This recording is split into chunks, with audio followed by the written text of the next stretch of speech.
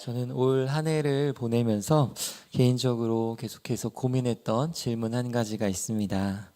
바로 어떻게 살 것인가 하는 고민입니다.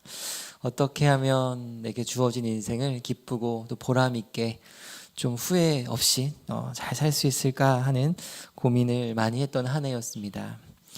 왜 이런 고민과 생각을 하게 되었는지는 아무래도 올해 경험한 일들과 관련이 있을 것 같습니다. 저는 올 한 해만을 놓고 보았을 때 제 평생에 참석했던 장례식의 숫자보다 올 한 해 참석한 이 장례식의 숫자가 가장 많았던 한 해였던 것 같습니다. 다시 말해 계속해서 죽음을 맞이했던 그런 한 해를 보냈던 것이죠. 참고로 어제와 오늘도 장례식 예배에 다녀왔습니다. 그래서 장례를 다녀올 때마다 한 번 주어진 귀한 인생을 과연 나는 어떻게 살 것인가 하는 질문이 계속 저에게 찾아오는 것 같았습니다. 그래서 감사하게도 이런 고민의 해결 과정들을 계속해서 말씀을 통해 찾아가고 있는 것 같습니다.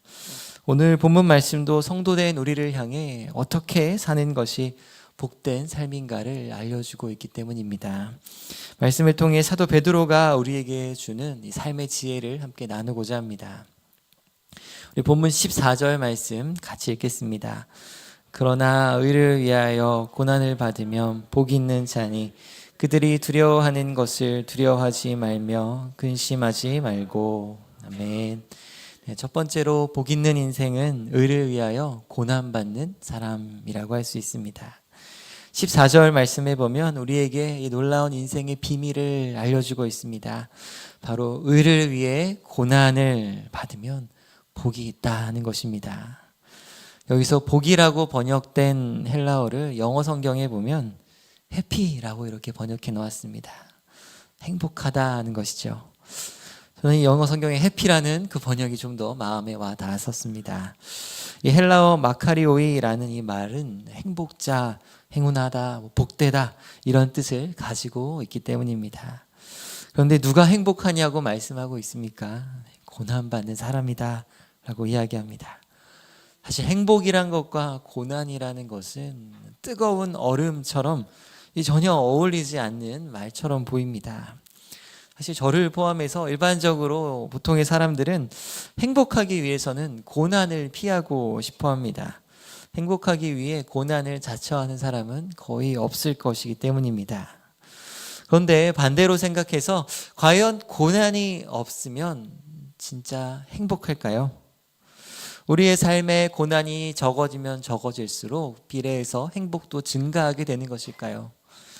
그런 부분도 있을 것입니다. 하지만 꼭 그렇지는 또 않다는 것을 우리는 경험적으로 알고 있습니다.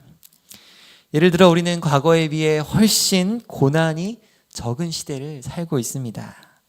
우리는 과거에 비해 그래도 예전에 비해선 더 좋은 집에 살고 있고 더 좋은 차를 타고 있을 것입니다. 한강의 기적이라고 불릴 만큼 우리는 전쟁의 폐허 가운데 정말 놀랄만한 성장을 이루었고 국민소득이 아주 높아진 선진국의 대열에 들기 시작했습니다. 또 우리는 어르신들이 보릿고개라고 부르는 그런 굶을 걱정은 적어도 하지 않아도 되는 그런 시대를 살고 있습니다. 그래서 그만큼 편리해지고 과거에 비해 고통이 적어진 시대를 살고 있기 때문에 그만큼 행복하십니까? 꼭 그렇지는 않다는 것을 우리는 알고 있습니다.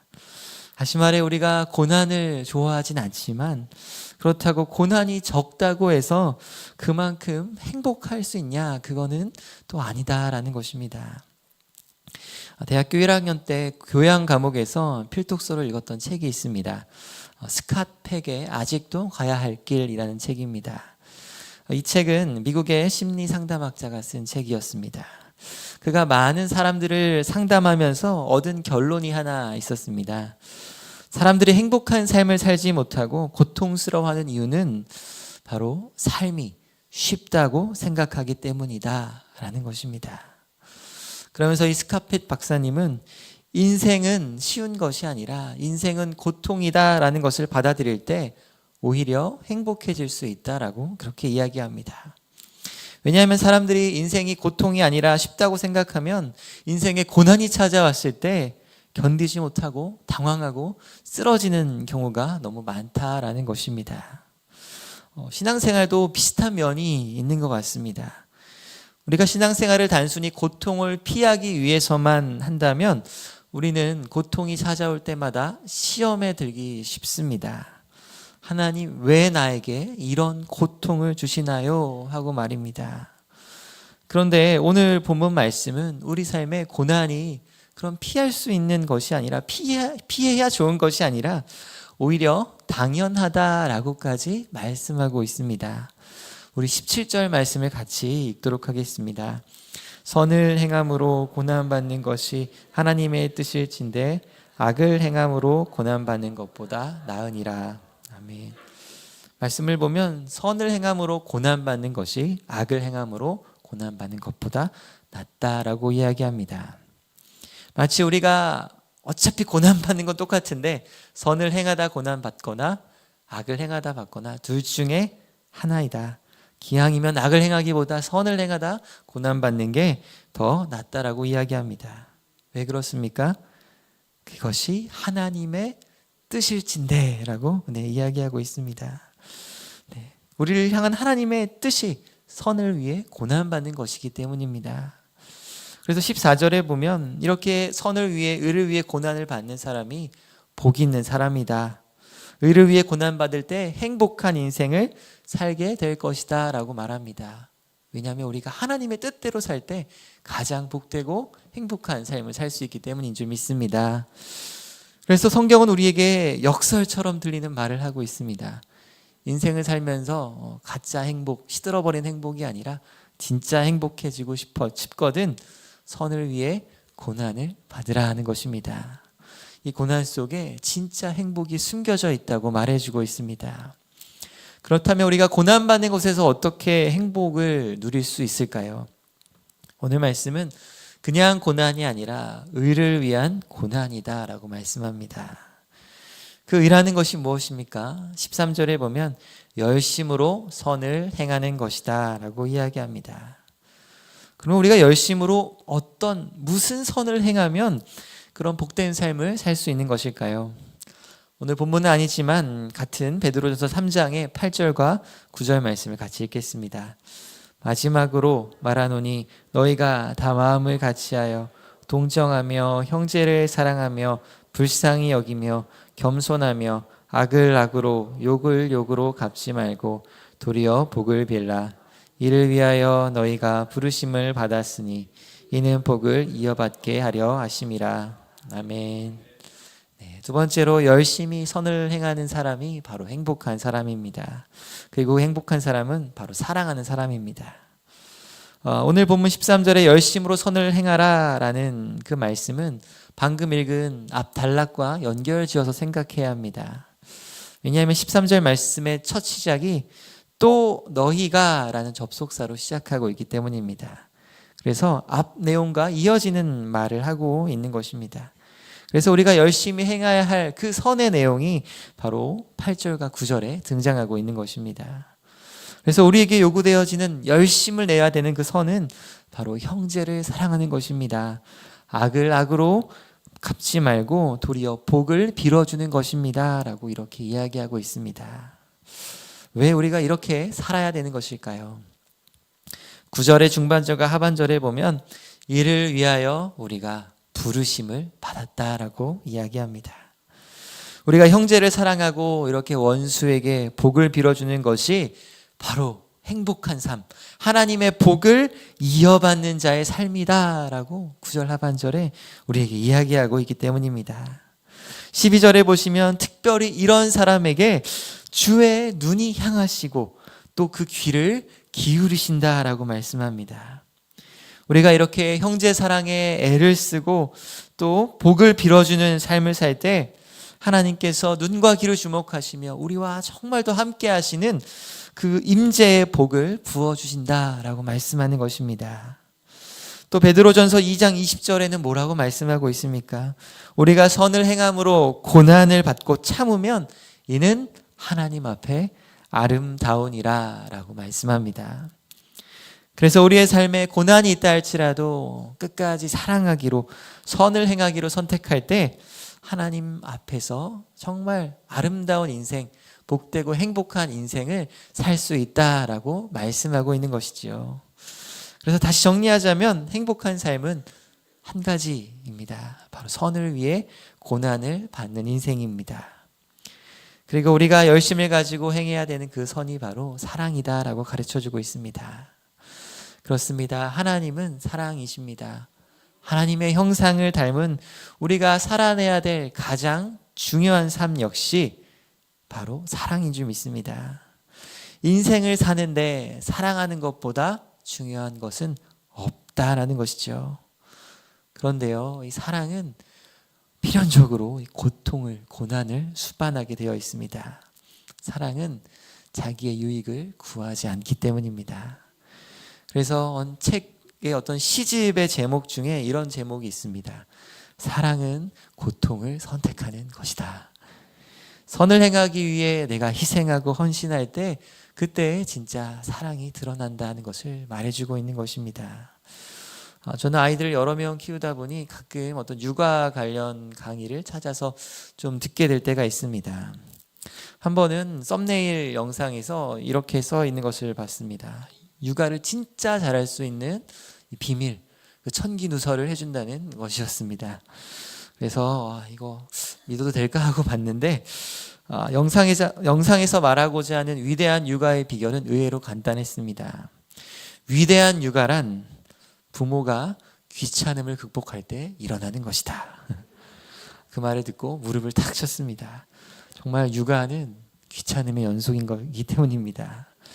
무엇보다 몸이 피곤할 때가 또 그 귀찮음이 더 가중되는 것 같습니다. 그래서 저는 아이를 돌보다가 가장 귀찮은 순간이 있다면 바로 잠들기 직전인 것 같습니다. 저녁 내내 아이들과 시간을 보내고 이제 마지막으로 씻기기까지 했으니 재우기만 하면 오늘 육아는 퇴근이다, 이렇게 마음에 불을 끄고 아이 옆에 눕습니다. 그 타이밍에 아이가 하는 말이 있습니다. 아빠, 물. 아빠, 물 좀 주면 안 돼요? 저는 이 순간이 가장 귀찮음을 극복해야 하는 시간인 것 같습니다. 아이가 잠자리에 눕기 전에 미리 물을 마시고 누울 수도 있고, 3학년, 4학년쯤 되는 아이들은 사실 자기가 스스로 일어나서 물을 얼마든지 떠 먹을 수 있기 때문입니다. 근데 꼭 자려고 하면 저에게 물을 달라고 누워서 말하는 것입니다. 저도 누워 있는데 말입니다. 그래서 어떤 때는 정말 귀찮지만 그래 이것까지만 하자는 마음으로 물을 떠다 줍니다. 그리고 또 어떤 때는 그냥 자고 내일 먹자, 정 목마르면 가서 떠 먹어, 이렇게 할 때도 있습니다. 가장 귀찮음을 극복해야 될 때가 저에게는 그 잠잘 때에 물 떠오는 것이었습니다. 그런데 얼마 전에 한 가지 또 재미있는 일이 있었습니다. 지난달에 제 생일이 있어서 아이들이 저마다 나름대로 정성을 담아 생일 축하 카드를 써주었습니다. 근데 둘째 아이가 카드에 이렇게 쓴 것입니다. 아빠 생일 축하해요. 아빠가 밤마다 물을 떠다 주셔서 감사해요. 사랑해요. 아이의 편지를 보고 살짝 놀랐습니다. 아빠가 맛있는 걸 사주셔서 감사하다거나 놀이공원이나 좋은 데 데려가 주셔서 감사하다고도 할 수 있었을 텐데, 아이는 그 다른 것보다 아빠가 밤에 물 떠줘 준 게 그게 참 감사했구나. 저에겐 당시엔 되게 귀찮은 일이었지만 아이가 거기서 감사와 사랑을 느꼈다니 좀 보람이 느껴졌습니다. 그래서 우리가 사실 사랑한다는 것이 다른 게 아닌 것 같습니다. 고통을 선택하는 것, 어떤 말로 하자면 귀찮음을 선택하는 일인 것 같습니다. 하나님께서도 우리를 사랑하셨기 때문에 이 고통을 선택하셨습니다. 높은 하늘 보좌 위에서 말로만 사랑한다 하지 않으시고 성자 하나님께서 직접 이 땅에 내려오셔서 고통을 겪으셨습니다. 왜냐하면 우리를 진짜로 사랑하셨기 때문입니다. 그러므로 사랑하는 제2가족 여러분, 우리가 말씀을 따라 선을 열심으로 행하는 그 사랑을 하는 삶을 살려면 고통을 한번 선택해 보셨으면 좋겠습니다. 모든 선택에 10번이 있다면 한 번이나 두 번쯤은 조금 더 고통스러운 선택을 해보시기 바랍니다. 그 선택이 내가 좀 더 사랑하는 삶에 가까운 삶, 하나님의 뜻에 가까운 삶일 가능성이 좀 더 높다고 생각합니다.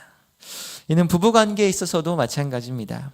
하나님 안에서 행복한 부부, 사랑하는 남편과 아내가 되는 비결은 정말 피곤해서 하기 귀찮을 때 그 귀찮은 일을 내가 해보는 것입니다. 반대로 말하자면 부부관계에서 하지 말아야 될 것은 바로 계산적인 태도입니다. 내가 이만큼 오늘 일했으니 나머지 이만큼은 당신이 좀 하세요. 우리 일을 좀 평등하게 나눠서 합시다. 이렇게 하면은 물론 굉장히 평등한 것처럼 느껴지지만 사실 아무리 일을 똑같이 나눈다 할지라도 부부관계 안에서는 내가 더 많이 한 것 같은 느낌이 들기 때문입니다. 그러므로 똑같이 일을 하자가 아니라 서로가 서로를 향해 내가 더 감당해 볼게, 내가 더 섬겨 볼게 할 때 정말 주 안에서 행복하고 하나 되는 천국의 가정을 누리게 될 줄로 믿습니다. 우리 18절 말씀 다 같이 읽겠습니다. 그리스도께서도 단번에 죄를 위하여 죽으사 의인으로서 불의한 자를 대신하셨으니 이는 우리를 하나님 앞으로 인도하려 하심이라. 육체로는 죽임을 당하시고 영으로는 살리심을 받으셨으니. 아멘. 네, 세 번째로 자기를 내어주신 그리스도를 따라가는 삶이 가장 행복한 삶을 살 수 있습니다. 베드로는 17절에 선을 행함으로 고난받으라 라고 말하다가 갑자기 이 18절에서 예수 그리스도를 등장시킵니다. 베드로는 이렇게 겉면하는 가운데 그리스도를 갑자기 등장시키는 것이 그의 자주 사용하는 어떤 어법이라고 할 수 있습니다. 우리가 이러이러한 삶을 살아야 되는데 그 중요한 이유가 바로 그리스도께서 그런 삶을 먼저 사셨기 때문입니다. 그리스도를 바라보고 그리스도를 따라갑시다. 이렇게 베드로가 이야기하는 것입니다. 사랑하는 제2가족 여러분, 그리스도께서 우리를 사랑하시기 위해 어떻게 고난을 받으셨습니까? 바로 십자가에 죽기까지 고난을 당하셨습니다. 그러므로 그 그리스도를 따라 사랑하기 위해 고난받는 것은 사실 우리에게는 굉장히 영광스러운 일이기도 합니다. 그래서 이 땅에서의 그 예수님의 그 고난받은 삶은 우리에게 큰 위로를 주기도 합니다. 예수님은 이 땅에서 완벽한 사랑의 삶을 사셨습니다. 제자들을 사랑하시되 끝까지 사랑하셨습니다. 그런데 예수님께서 끝까지 사랑하신 그 사랑의 결과는 유다의 배반이었습니다. 예수님은 이 땅에서 자신을 내어주며 완벽하게 사랑하셨는데 돌아오는 결과는 제자들에게 배신당해 십자가에 달리신 것이었습니다. 예수님께서 사랑하며 선을 행하실 때 또 예수님을 가장 힘들게 했던 사람은 바로 하나님과 가장 가까이 있다고 자청하는 바리새인들, 사두개인들, 서기관들이었습니다. 그렇습니다. 우리가 선을 행하는 삶, 사랑하는 삶을 살려고 할 때 사실 우리를 가장 힘들게 하는 사람은 가까운 사람일 수 있습니다. 저 멀리 있는 어떤 팔촌이나 다른 동네 사람이 아니라 내 곁에 있는 형제가 나를 힘들게 하고 유다처럼 배신할 수도 있습니다. 참 힘들고 고통스러운 순간일 것입니다. 그런데 성경은 그런 삶을 향해 복되다라고 이야기합니다. 예수님이 그런 삶을 사셨기 때문입니다. 반대로 누가복음 6장 26절에 보면 모든 사람이 너희를 칭찬하면 화가 있다라고 이렇게까지 이야기합니다. 그러므로 성경이 말하는 복된 삶, 행복한 삶이 무엇입니까? 선을 위해서, 사랑하기 위해서 고난받으며 열심을 내는 삶입니다.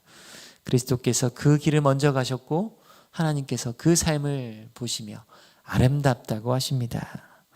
뿐만 아니라 장차 하늘의 상이 예비되어 있다라고 이야기합니다. 그렇습니다. 우리가 환난을 당하고 여러 가지 시험을 당할 때 온전히 기쁘게 여기라라고 성경이 말하는 이유가 있습니다. 하늘에서 너희의 상이 크기 때문이다라고 말씀하기 때문입니다. 우리가 예수님을 따라 살아갈 때 어떤 큰 상을 받게 될까요? 우리는 예수님께서 받으신 상과 같은 상들을 받게 될 것입니다. 예수님께서 받으신 상은 바로 구원받은 영혼들이셨습니다. 천하보다 귀한 한 영혼 한 영혼을 얻는 것이 예수님에게는 큰 상이었습니다. 예수님에게는 예수님의 사역을 통해 구원받고 천국에서 만난 예수님의 제자들, 예수님의 사람들이 바로 예수님의 상이었습니다. 사도 바울도 이 사실을 알았기 때문에 빌립보서 4장 1절에 이렇게 이야기합니다. 그러므로 나의 사랑하고 사모하는 형제들, 나의 기쁨이요 멸류관인 사랑하는 자들아, 이와 같이 주 안에 서라. 바울은 교인들을 향해 자신들을 배반하기도 하고 이단에 빠지기도 하고 자신을 참 힘들게도 하고 상처 줬던 그 사람들을 향해 나의 기쁨이요 면류관이다 라고 이렇게 이야기합니다. 그들이 바울의 상급이었기 때문입니다. 그래서 우리가 쉽게 말해서 우리가 행복한 삶을 살려면 사랑해야 하는데, 내가 이 곁에 있는 형제를 사랑할 때 그 형제가 나에게 장차 큰 상이 되어서 우리는 영원한 행복을 누릴 수 있다라고 성경은 이야기합니다. 내 곁에 있는 형제는 지금도 사랑을 나누지만 죽어서도 천국에서 함께 만나 영원한 사랑을 나눌 대상이기 때문입니다. 천국에서의 모습은 서로가 더 완전해진 성화의 모습으로, 하나님 그 의도하신 모습으로 더 기쁜 사랑을 나눌 수 있게 될 것입니다. 그러므로 우리가 고난을 당한다 할지라도 선을 행하는데, 사랑하는데 열심을 내시기를 축원드립니다. 선을 행하다 고난을 겪을 때 하늘의 상이 크게 될 것이기 때문입니다. 저희 교회 권사님 중에 어제 음악회에 참여하신 분이 계셔서 어제 몇몇 교육자분들과 함께 저 멀리 서울에 있는 영락교회로 교수 콰이어 음악회 다녀왔습니다. 멀리 서울까지 가는데 기왕이면 좋은 시간이 되면 좋겠다 하는 마음으로 갔는데, 저는 마지막에 앵콜송 두 곡이 마음에 감동이 되었습니다. 앵콜송 첫 번째 곡은 일반 가요 같았습니다. 이 삶이 그대를 속일지라도 라는 곡이었습니다. 삶이 그대를 속일지라도 슬퍼하거나 노여하지 말라. 슬픔의 날 참고 견디면 기쁨의 날이 오리니. 저는 이 가사가 참 위로가 되었습니다. 우리가 그리스도를 따라 선을 행하고 사랑하려고 할 때 참 고난을 당하고 슬픔을 당하고 어려움을 겪지만, 이 슬픔의 날을 참고 견딜 때 하나님께서 기쁨의 날을 주실 것이다 라는 그런 소망의 메시지가 참 되었기 때문입니다. 두 번째 곡은 성가곡이었는데 이사야서의 말씀을 가지고 만든 곡이었습니다. 가사의 내용이 두려워하지 말아라. 내가 너를 선택하였다. 너가 물 가운데로 지나도 불 가운데로 행하도 나는 너를 지킬 것이다 라는 그런 가사였습니다. 사실 삶에서 고난을 선택하는 것이 참 힘든 이유는 바로 두려움 때문입니다. 그래서 오늘 14절 말씀에서도 의를 위하여 고난받으면 복 있는 삶을 살 수 있는데, 그런 삶을 살려면 두려워하지 말고 근심하지 말라라고 말씀합니다. 그런데 하나님은 우리에게 두려워하지 않아도 된다라고 말씀합니다. 물 가운데로 지나도 불 가운데로 지나도 내가 너를 지킬 것이다 라고 이야기합니다. 우리가 그 하나님의 사랑을 알게 될 때, 그 사랑이 충만하게 우리 안에 거하게 될 때 사랑 안에는 두려움이 없게 될 줄 믿습니다. 그러므로 고난받을 용기를 가지는 저 여러분 되시길 축원드립니다. 이제 말씀을 정리하겠습니다. 베드로전서는 고난받는 성도들을 향한 편지입니다. 그런데 베드로는 놀랍게도 고난받고 있는 성도들을 향해 지금 행복을 이야기하고 있습니다. 그 행복은 바로 의를 위하여 고난을 받는 행복입니다. 악을 행함으로 고난받는 것이 아니라 선을 행함으로 고난받을 때 우리가 하나님의 뜻을 이루며 하늘의 복을 이어받는 자로 살아갈 수 있다라고 이야기합니다. 그러므로 우리가 이 땅에서 선을 행하며 살아갈 때 하나님께서 우리를 아름답다고 여기시고 주목하여 보시며 또한 미래의 하늘의 큰 상을 예비하심을 믿으시기 바랍니다. 이를 위하여 선을 위하여 고난받기를 선택하는 저 여러분 되시기를 축원드립니다.